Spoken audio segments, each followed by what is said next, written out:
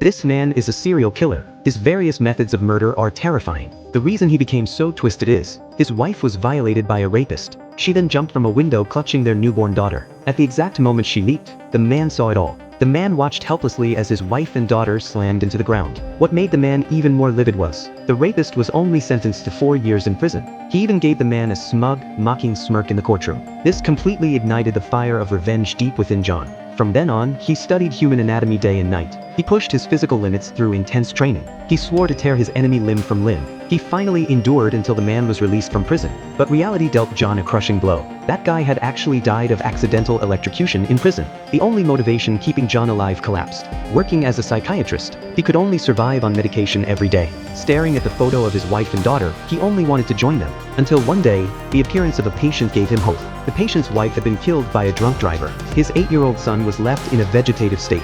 Years later, the patient happened to run into the perpetrator who had destroyed his family. The man was actually living a life of luxury and excess.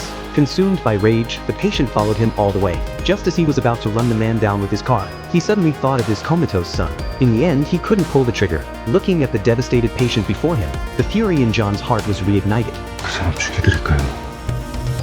라고 했을 때 After hearing John share his own tragedy, the patient nodded firmly in agreement. That night, John drugged the drunken perpetrator. He then strapped him to a custom-made surgical table. He swung a heavy sledgehammer and brought it crashing down.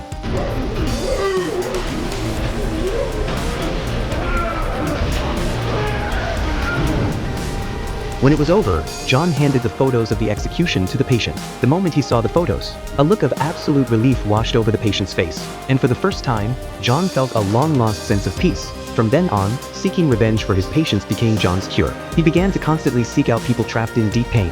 At this point, John had completely descended into becoming a serial killer.